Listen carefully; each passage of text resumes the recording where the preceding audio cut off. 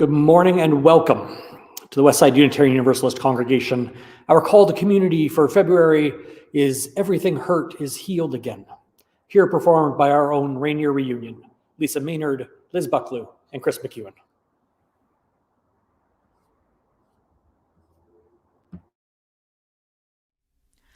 Everything hurt is healed again in a new time, in a new day.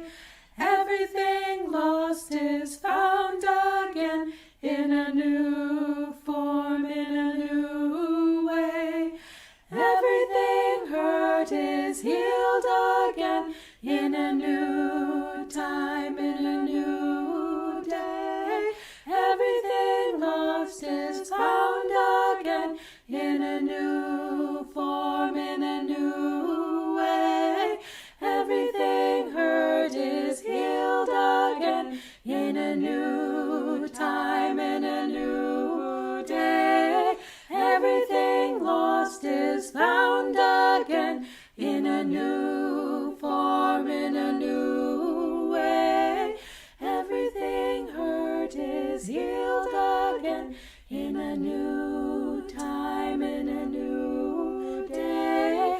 Everything lost is found again in a new form, in a new way.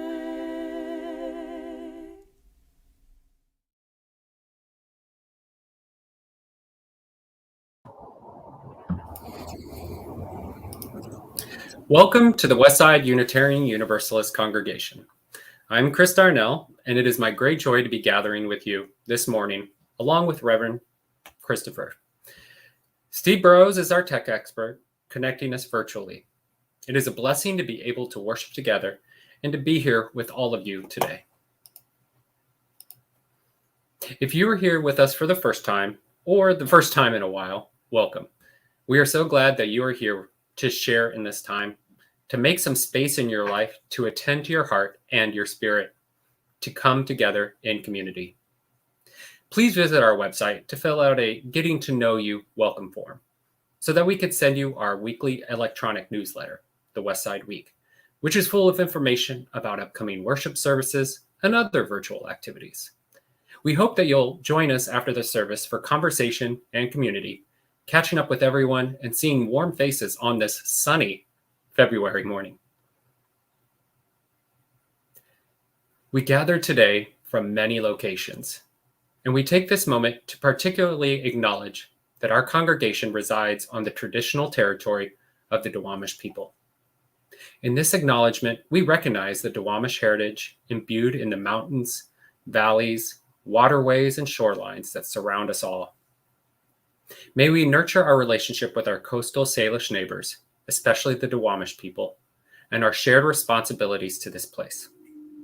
Let us take a moment to offer humble respect for this place and its peoples, and renew our commitments to work of authentic reconciliation.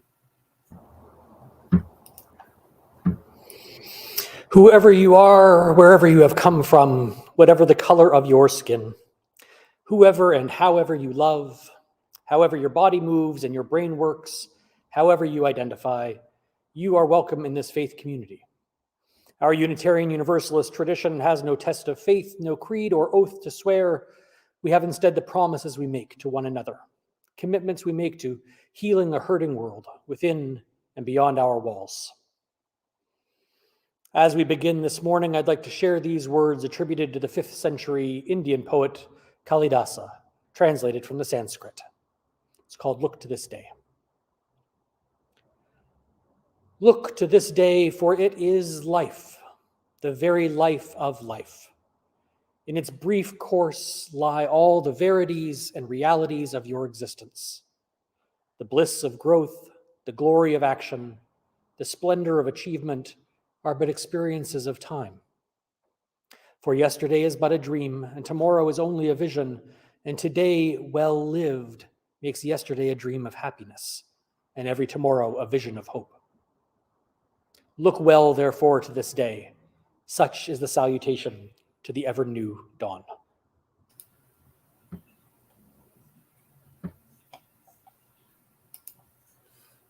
As Reverend Christopher lights our chalice, please join me in speaking the words of Westside's affirmation.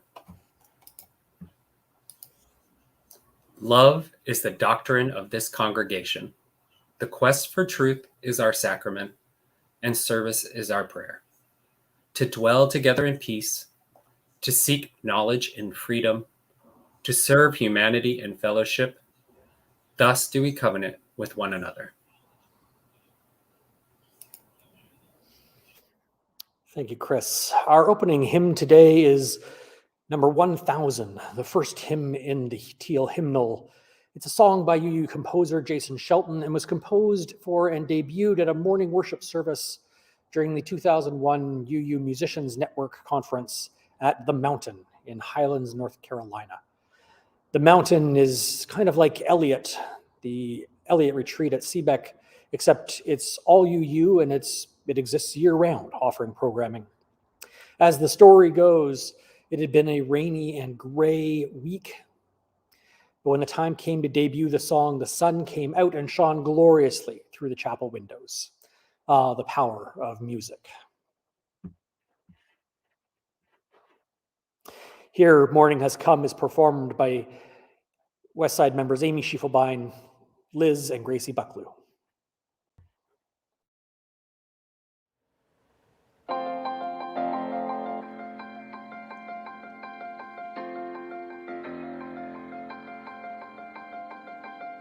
Morning has come, arise and greet the day. Dance with joy and sing a song of gladness. The light of hope here shines upon each face. May it bring faith to guide our journey home.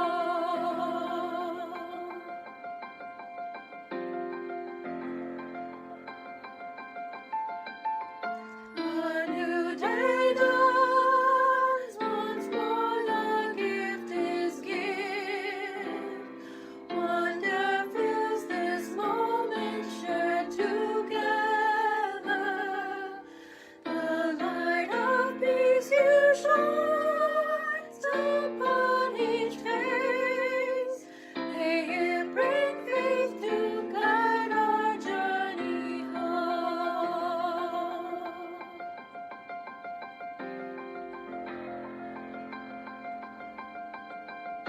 Open our eyes to see that life abounds.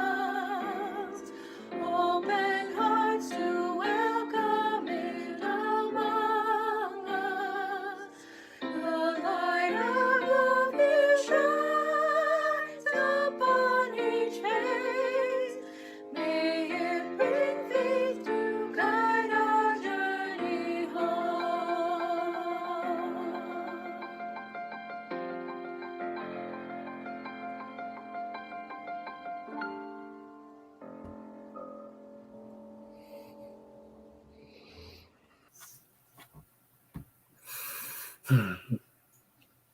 In a moment, we will engage in a collective act of generosity, known as our offering. When we take time to actively support Westside UU and its many ministries, with our gifts by text or by check, each morning we choose a community organization to share 1/3 of our undesignated offering gifts. That is, those donations not designated as your pledge contributions. For the month of February, our community giving recipient is Unitarian Universalist Trauma Response Ministry. UUTRM was formed in 2002 to provide timely, multi-level, culturally sensitive spiritual care to survivors of mass disasters or other critical incidents that may lead to significant trauma. We work to educate individuals, congregations, and other groups on culturally and spiritually sensitive responses to critical incidents and mass disaster. They provide resources including the deployment of critical incident stress management teams to assist congregations and the communities they work within in the wake of mass disaster and other significant critical incidents. Let me give you an idea of what kinds of incidents they've worked with in the past. shootings, wildfires, hurricanes, flooding, suicides, homicides, violent deaths, assault, public arrest of members, sexual assaults, tornadoes, threats of violence to ministers and congregations, embezzlement, mass shooting. As you could probably tell, they are busy constantly. This is one of those times where we really can help those that are in need around our congregation and their communities. Please take time to give as you're able. You can give by sending a text message with the $sign and the amount you want to give to 616-404-4171. If you need to update your payment information, text update to the same number. Thank you to everyone for giving as you're able to support Westside and the Unitarian Universalist Trauma Response Ministry. Your generosity of time, treasure, and presence are gifts that sustain us as a community. Now please take a moment and listen to I Know This Rose Will Open by Emily McCown, seminarian.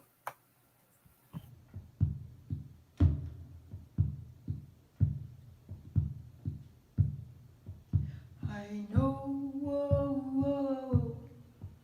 I know, I know, I know,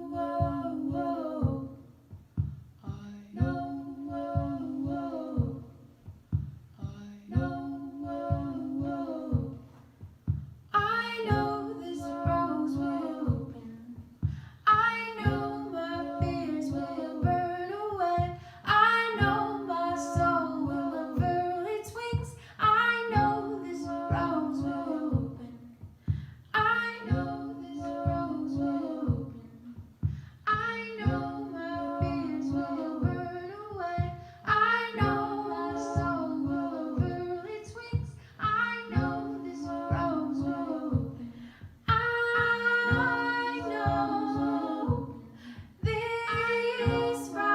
rose will burn away. I know my soul will unfurl its wings. I know this rose will open. I know my fears will burn away. This rose will unfurl its wings. I know this rose will open. I know this rose will open. I know my fears will burn away. I know my soul will unfurl its wings. I know. Thank you, Chris. It's all about that beautiful smile from Emily at the end. I really appreciate folks who engage with our music and make of it their own, and find new ways of singing the songs that speak to our hearts. I invite you now into a time of meditation, of prayer, of reflection. It has been an interesting week in the spiritual life of the United States. The story that has dominated in many circles has been of a priest in Arizona who has had more than 10,000 baptisms invalidated. Invalidated because he used the word we baptize instead of I. It's a function and foundation of the Catholic faith that the connection to the divine is passed down through hierarchy. And it is a challenge to our faith to imagine that. For so often we move our language from I to we, from you to we. We don't stand in the pulpit and say what you ought to do is, but instead what we ought to do is. There are ways in which it can seem like a bit of a funny experience, but at the same time, there are thousands of people who are now questioning whether the faith they have lived has been upheld, whether they have held the protections that they imagined, whether those who died with that baptism died sanctified. In our faith, we know that all are saved And still, I pray for those who are wounded, who are hurt by that. I pray for those who are wounded and hurt. We pray. We pray for those who have struggled with the church's response to this, who have struggled with their own faith in this. So many members of our congregation struggle with elements of a haunting church with which they disagree most profoundly, and yet hold still some attachment to the things that were good. And so let us lift that up. Let us lift up the blessing that is the community that has surrounded that parish. Let us lift up the tradition that we hold, that not one of us blesses or holds the power of blessing, but that we all do, that each of us has the power to bless and hold another. Let us pray for we. Blessed be. Amen. Each week, we name and share the joys and sorrows of this congregation, the spirit that many of us are invited in through. When we are back in person, there is a new practice that I hope we can inaugurate. One of the things that was most powerful to me in leaving my internship congregation, that was most powerful to me in my ordination, was the laying on of hands. A palpable, tangible, material blessing from the folks in the room who believed in me. I hope that when we come back in person, that one of the rituals we might engage, that we might practice, is a laying on of hands for any member of our community who is moving away. That we might invite that person to come forward and bring our hands forward to bless them on their way, on their journey, knowing that though they will no longer be with us in person, in spirit, that we will hold them always as members of this congregation, this church. I share this because our beloved member and dear friend Lori Kessler is moving back home to Chicago to be nearer to family. Lori came to this area in 2009, straight out of college, to be with a partner, and has been engaged with the congregation for many years and has done incredible work in the community in her passion for immigrant and refugee justice. We will miss Lori very much, and I invite you to send Lori a picture of your hands. Lori's contact information is in the directory. I encourage you to send an email of your hands to Lori. And if you don't have a directory on hand, send a picture of your hands to me and I'll send it on to Lori, so that she can scroll through those pictures and see those pictures and know that we bless her going forward, returning home to be near the family she loves. May she be blessed in that journey. We share also a happy birthday to Mallory Clark, who turned 70 yesterday. Happy birthday, Mallory. A fantastic milestone, and we are glad to have you among us. Chris has a number of other joys and sorrows to share, or joys to share. Yes, joys. And also, here's my hands. So you have that going your way. So, Lynn Greenberg shared, our 3-year-old daughter has been surprised and delighted by all the Valentines she received this week. We have too. It felt so nice to be seen while we continue to social distance and hope for a vaccine. Thank you for all the love. Also, Brinniger and Harper Darnell, both of my children, want to thank Westsiders who sent them Valentines this past week. And look. So many beautiful Valentines. They said getting the cards in the mail was awesome. I found it to be a precious joy, and I wanted to thank all of those who put that love into the world. This is something that definitely can be an awesome thing going forward, because No, everyone loves opening up cards. That's like one of the best things, and not to get junk mail. So thank you to all Westsiders who sent out these beautiful cards over the past couple weeks. It was really a big time joy. So thank you. Thank you, Chris. And thank you to all the folks who participated in that, and to Liz Bucklew and Carrie Schur and Kat Grubb, who helped in coordinating with me.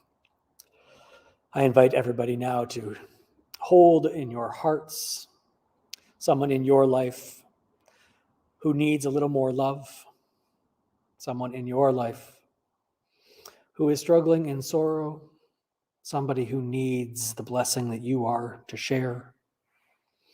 And to know that if today you need blessing, as we most do, most weeks, know that you too are being held by another.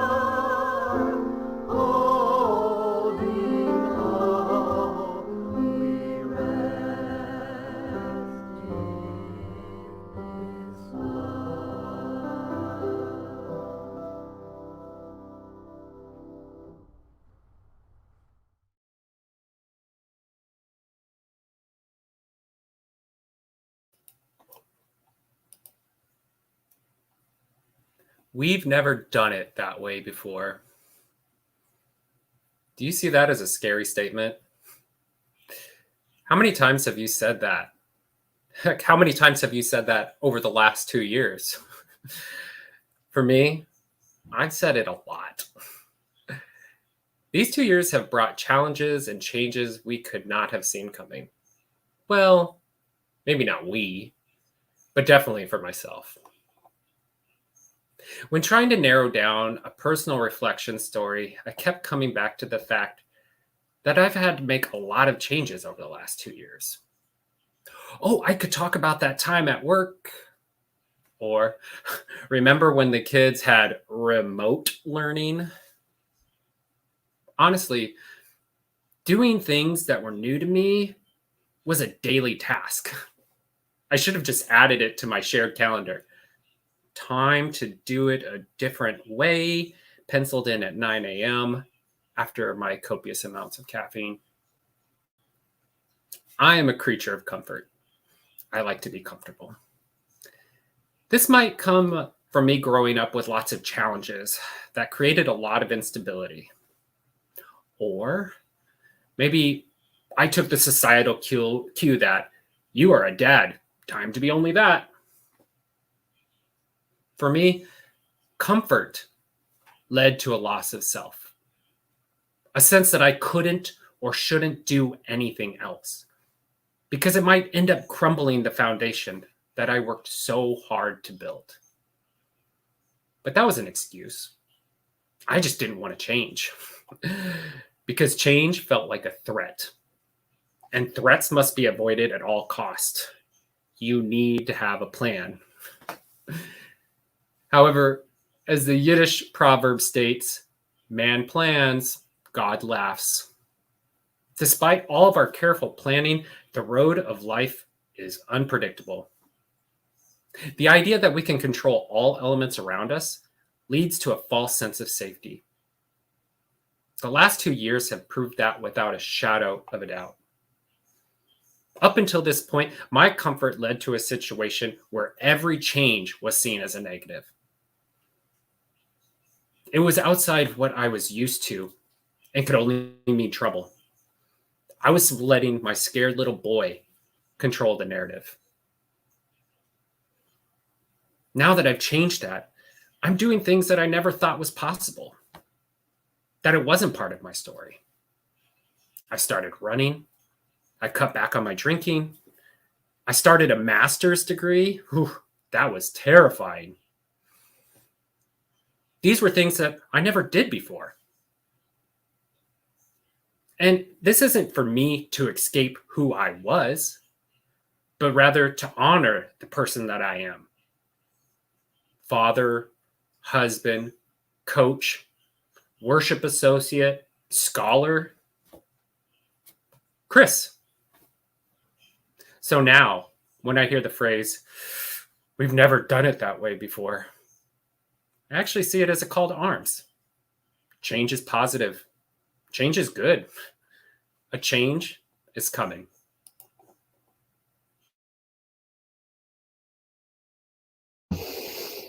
Thank you, Chris.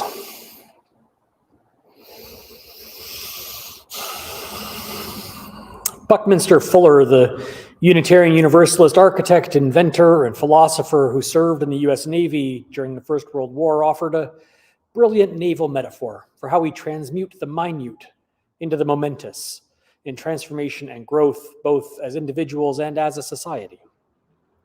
In a fantastic 1972 interview, Fuller introduces the trim tab, a small mechanism that helps stabilize an enormous ship or aircraft, and it became a central metaphor in his philosophy. He said, "Something hit me very hard once, thinking about what one little person could do. Think of the Queen Elizabeth. The whole ship goes by, and then comes the rudder. And there's a tiny thing at the edge of the rudder called a trim tab. It's kind of like a miniature rudder. Just moving the little trim tab builds a low pressure that pulls the rudder around. It takes almost no effort at all. So I said that the little individual can be a trim tab. Society thinks it's going right by you, that it's left you all together. But if you're doing dynamic things mentally, the fact is you can just put your foot out like that, and the whole big ship of state is going to go. So I said, call me trim tab. The truth is that you get the low pressure to do things rather than getting on the other side and trying to push the bow of the ship around. And you build that low pressure by getting rid of little nonsenses, getting rid of things that don't work, that aren't true, until you start to get that trim tab motion, and it works every time. That's the grand strategy you're going for. Little adjustments, lower pressure. So I'm positive that what you do with yourself, just the little things that you do yourself, these are the things that count. To be a real trim tab, you've got to start with yourself. And soon you'll feel that low pressure, and suddenly things begin to work in a beautiful, beautiful way. When Fuller died a decade later, buried in Cambridge, Massachusetts, this ethos was inscribed into his gravestone. Call me trim tab, says Bucky. Call me trim tab. Some years ago, I was at a conference where Reverend Peter Bellotta started a service by asking folks the following questions. How many of you remember phone booths? Put your hands up. Now, we're not in person, so I can't see your hands, but I can imagine that most of you will remember phone booths. Not all of you, but most of you. Then the next question was, how many of you here have used a telephone booth in your lifetime? Again, probably most of you. How many have used one in the past 7 days? Almost no hands went up for that. I'm not sure that I've seen a phone booth in the last 7 days. I'm not sure I've seen one in the last year. Now, I don't want to make too much of this example because the disappearance of phone booths is actually an accessibility issue. Used to be you could call an ambulance in an emergency, reach out to a family member, contact a social service without having to have a personal phone and a place to plug it in. All you needed was a quarter, maybe a dime before that. But I digress. We'll make that a subject for another time about how the promise of progress too often leaves some folks behind. Let's try another example. Who watched a movie at home this week? I imagine some of you put your hands up if you're, engaged in moving your hands around, as I hope you are. How many of you rented that film from Blockbuster? I imagine everyone has their hands planted firmly in their lap. How many of you remember Blockbuster? Their blue and yellow signs, bright lights in the dark on a winter's Friday night. Blockbuster had a great business plan. They dominated the market, and now they're really just fodder for photographers who are taking pictures of the standing stones of capitalism's wasted graveyard. Despite those things, some things haven't changed. We still like movies, and we still like connecting with one another, and yet in so very many ways, everything feels as though it has changed. And these last 2 years have only served to amplify that.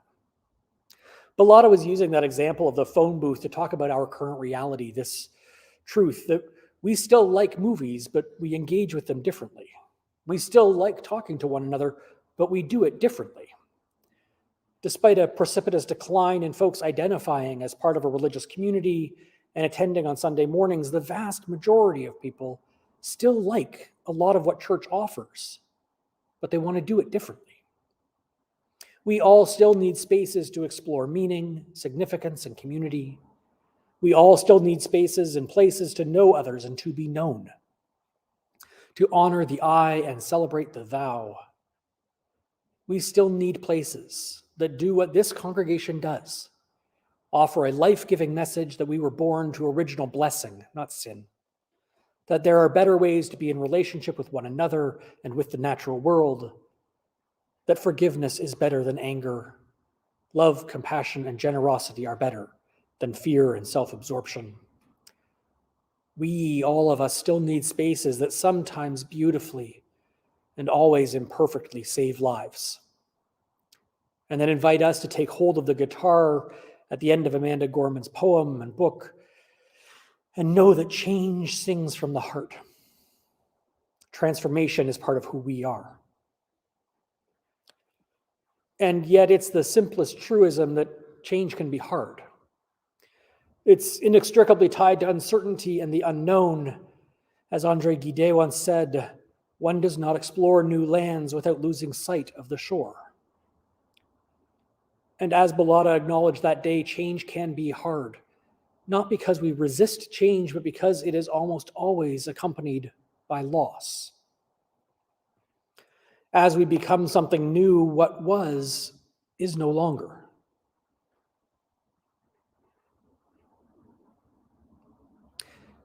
This congregation, this community changes with each new person who comes through the doors, changes with each moment as we change. When folks tell me of their sadness that they feel like we are not the church we were when they joined, I try to acknowledge their sadness, their sense of loss. I try as gently, as pastorally as I can to say, you're right. It's true. That church is no longer this church. That church, that fellowship of 50 that felt like a family is gone. And we suffer when we cling to what is no longer, the ways of the past, the phone booths and the blockbusters.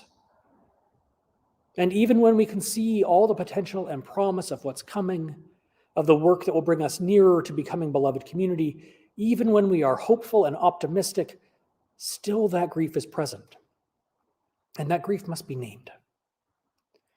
We are, all of us, trying to look to that past and to honor what it was, to hold to the values that we treasure still, and to recognize graciously that it is generously growing into another way of being with each new generation. That behind all of us are more religious liberals coming in the same way we did, coming with different needs, different wants, different social realities adding their influence and energy in shaping this community, helping to set its course into the future. We don't know what our church will look like in 5 years, 10 years, 25 years, but we can be certain that at its heart will be some of the same values of welcome, of caring, of relationship and compassion that has attracted people for decades. Some values will remain. Some values will be amended. Some values will be added. All of this is the nature of a living tradition, one that is ever transforming itself as we are expected and committed to transforming ourselves. Without what was, this could not be.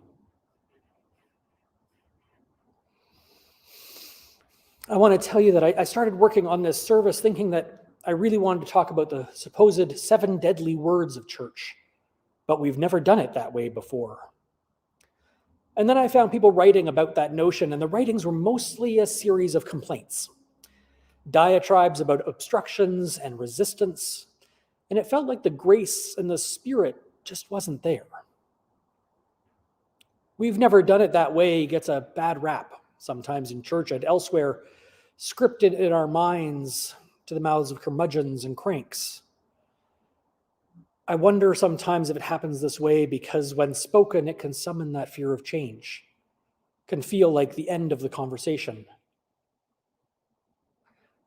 But what if instead we let it be exactly what it is, which is a statement of uncertainty, an absence of experience? There's nothing in the words that says, and I'm unwilling to try something new. We often just read that all on our own. We conjure the other person's voice in our head saying that instead of actually hearing their words, their spirit. Instead, maybe it can be an invitation, a way of acknowledging that for some folks, this new thing might invite grief and loss, might invite them to wonder about what was the thing that they thought they knew that is no longer. And a request to make sure that we recognize that feeling, to honor our past and those who lived it. Are there ways that we can incorporate more grace, more opportunities to get on board as we move in new directions? For we are still called to new directions. We are called to new life, and to new work, to new and more justice, to more abundant love. We are still called.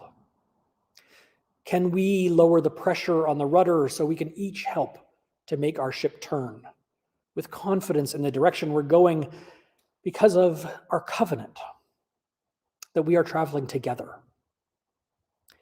There is in this time very little certainty that we can set a path now that will be where we want to be 10 years from now. With all of the change that is emerging, with all of the change that surrounds us, planning on the long term is a challenge. And so instead, we want to set our hearts on a direction and know that each of us is working to lower the pressure and pull on that trim tab to help us to get there. We are approaching more change as we start to think about what coming back again in person will look like, as we move from pandemic to endemic. And I want to offer one brief little prayer for those in our community who, like me, have children under the age of 5 in their lives, whether they're your children, whether you are a caregiver or parent, whether you are a grandparent or a neighbor to a young child. It is perfectly reasonable for you to be anxious in this moment, to be confused in this moment, to be disheartened by a suggestion that we return back to normal because folks can be protected by vaccine and so it's not as risky as it was, and yet that risk is still held by 450,000 plus Washingtonians under the age of 5.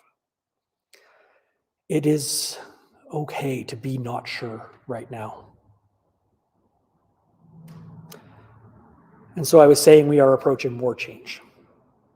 And as Chris said, it has been a it has been a couple of years of very obvious change. I think I find myself thinking of coming back and knowing that if all the people who connected with us while we've been online start showing up in person, there'll be 50 to 60 people in the pews who've never been inside the building before. That's a big shift. And this community changes with all of the people who come through the doors. We're trying to build a new ship for religious exploration kind of while we're sailing it. And it becomes clearer and clearer that we don't need a better phone booth or a better VHS distribution system. We need something new. And that new thing may not yet have been invented. So bring your acknowledgement that we haven't done things this way before. I haven't done almost any of these things this way before myself. It is an invitation to be gentle with ourselves, for these new things bring with them fears of loss, and they bring real loss and grief. So know that and be gentle.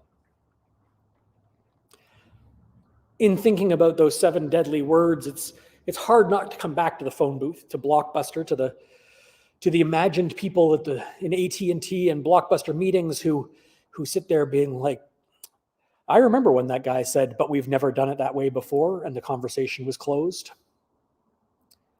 I'm reminded of that classic Henry Ford line about how if he had given people what they wanted, he would have invented a faster horse. That story gets told sometimes as an example of Ford's particular independent genius, how he was a visionary, seeing well beyond what his customers could envision to a future as yet undreamt of. But that was also a cultivated manufactured story, and his genius absolutely depended on the brilliance of an extraordinary team around him, drawing inspiration from diverse sources and a machine of public relations, forever working to push his name forward, aligned as it was with the product. Ford's experience in self-aggrandizement and self-promotion about leaping past that line of what has been done before, of his singular genius, was not dissimilar from Berry Gordy at the beginning of Motown Records, when everyone was turning to him and the incredible string of success that his record label had, ignoring so many of the rules of music production at the time. It took a long time for the fuller story to emerge of the process at Motown. And it came through in Berry Gordy's biography. It came through in a number of recent documentaries that have been fantastic. And I love that they're sharing the truth that beyond Berry Gordy, there was an extraordinary team with an extraordinary process, one that depended on all of them bringing what I would call their spiritual maturity to the table.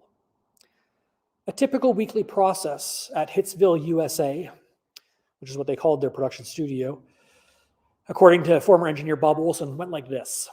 Each writing and production team was required to generate 5 new songs a week.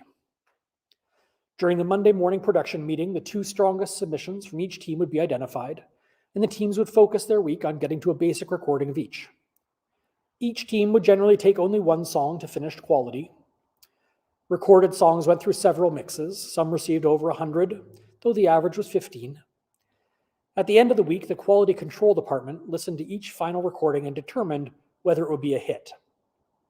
No song could be released until the department unanimously agreed that it was ready. One of the things that I love about that is that the quality control department wasn't made up of music experts. It was made up of folks from every team at Motown, from publishing to promotion to physical plant services. Every person on that team whose membership rotated regularly had an equal voice. I hope it's something we can aspire to here at Westside, to recognize that folks have something to offer, whether they've been here for 3 weeks or 3 years or 30 years, whether they grew up Unitarian Universalist or just discovered us walking down the street last week.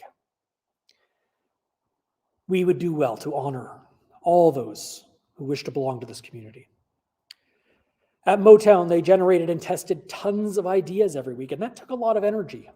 And it required that no one got too attached to any early idea, because who knew what would happen through the course of the week? How the idea of the song might change and evolve as various teams touched it, as many voices offered feedback or helpful critique of the idea, the song, not the person. In this covenanted community, we want to embrace that same spirit of bringing gifts of our free will, holding them loosely as our own, knowing that as they intermingle with others, they may grow and change. They may inspire new things altogether. In the Hitsville studios, everyone had a role to play. Everyone was a piece of the trim tab, steering them on their collective way. And one of the great gifts they had was that they could admit when they were wrong. There's a lovely story of a producer calling Berry Gordy in the middle of the night and telling him that they had Shop Around all wrong. They needed to make it more upbeat, less of a bluesy feel. Gordy called Smokey Robinson and the Miracles, and the whole band was in the studio the next night with a brand new version off to pressing. The re-release track shot to the top of the charts and became the first Motown single to sell 1 million records. Sometimes we too will get things wrong the first time, and we need the grace of the community to hold us and join us as we try to make changes. Even Gordy's process sometimes would get it wrong, such as when the team decided that Marvin Gaye's What's Going On wouldn't get released, with Gordy calling it maybe the worst song he'd ever heard. Maybe the worst song he'd ever heard. I can only imagine being Marvin Gaye in that moment and hearing Berry Gordy say, "This might be the worst song I've ever heard, Marvin." Gaye pressed on anyway, believing in the song, and it wound up being an enormous hit, the fastest selling single the label had ever produced. Gordy acknowledged that he clearly had it wrong and put together a whole new team that wound up working with Marvin Gaye and Stevie Wonder and carried the label right through the 1970s. I come back often to the lessons of Hitsville, USA, of Motown Records and Berry Gordy, in part because the music they produced were the anthems of my family when we were most enjoying ourselves. So there's warm, fuzzy feelings all around it, but also because they were an extraordinary collaborative that inaugurated new ways of being creative together, of being community together. They did what they could to make change easier on folks, bringing people along with every new step and embracing collective decision-making at a time when that was far from the norm.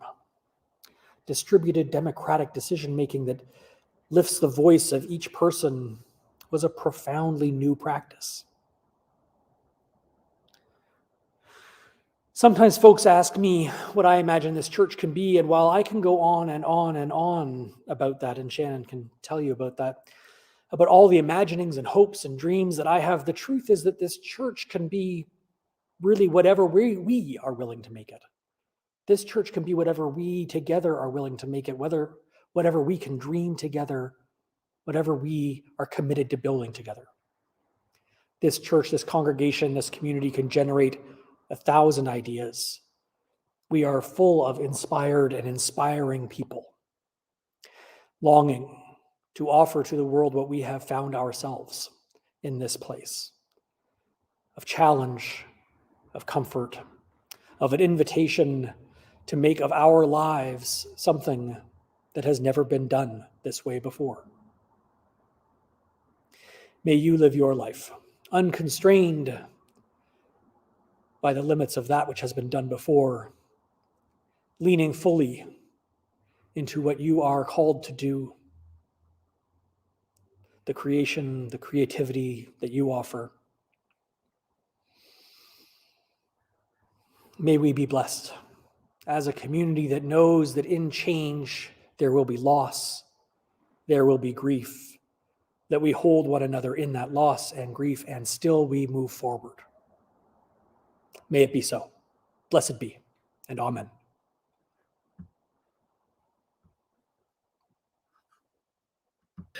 Well, please join in singing our sending hymn, A Change is Coming. Words and music by Molly Baggett.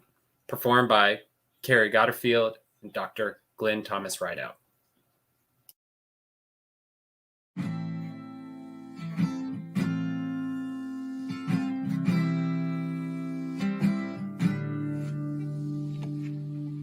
Change is coming. What do we need to imagine? Change is coming. What do we need to imagine? 'Cause I know from brokenness there's hope. I know from brokenness there's hope. Change is coming. What do we need to imagine? Change is coming. What do we need to imagine? To be prepared. I know I'm scared. To be prepared. I know I'm scared. And I know from brokenness there's hope. I know from brokenness there's hope. Change is coming. What do we need to imagine? To be change is coming. I know. What do we need to imagine? Yes, I know. From brokenness there's hope. I know.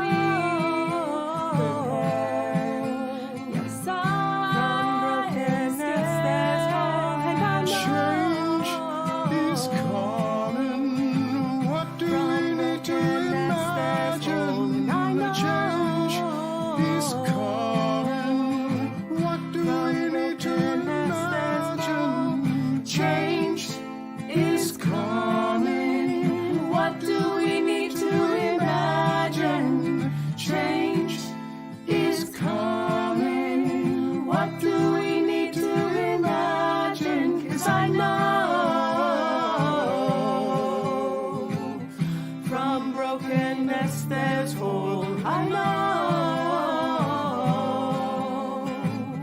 from brokenness there's hope. Change is coming. What do we need to imagine? Change is coming. What do we need to imagine? Change is coming. I know. What do we need to imagine? Change is coming. I know. What do we need to imagine?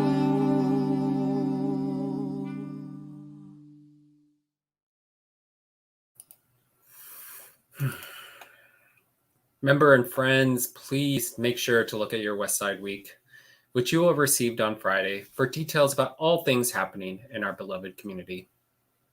I want to point out today there is a Racial Justice Change Team coffee hour, as well as a regular coffee hour right after the service. You can find those links either in the West Side Week or the worship blast that was sent this morning. Also, I want to make sure you understand today is closing day for voting for the GA delegates, and we're coming up to it really fast. So make sure to go and take the place on, I'm sorry, let me pause. I'm getting ahead of myself. Voting will take place on the web form. That will be open until February 20th. If you need any help voting when the time comes, get in touch with the nominating committee and keep an eye out for more details in those West Side Week that you just saw this past Friday.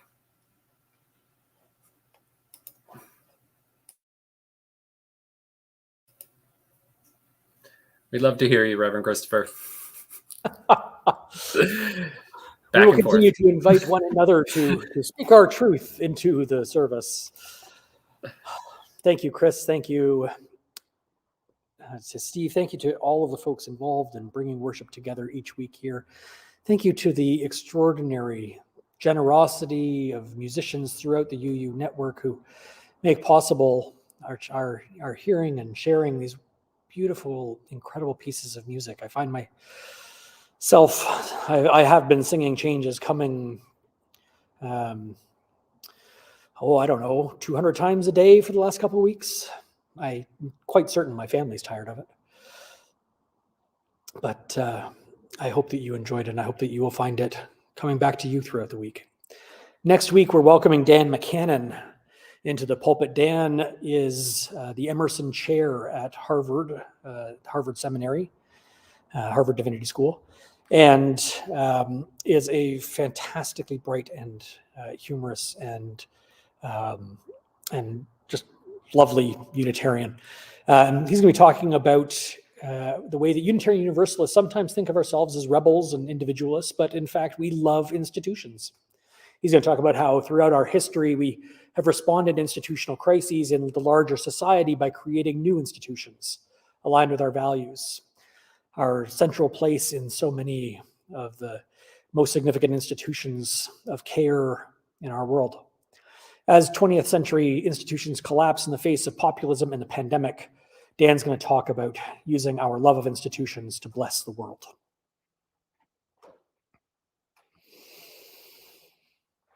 A change is coming. What do we need to imagine?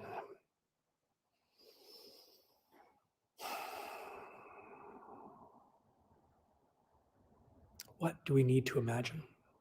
What do we need to imagine for ourselves? What do we need to imagine for this congregation? What do we need to imagine for this wider world?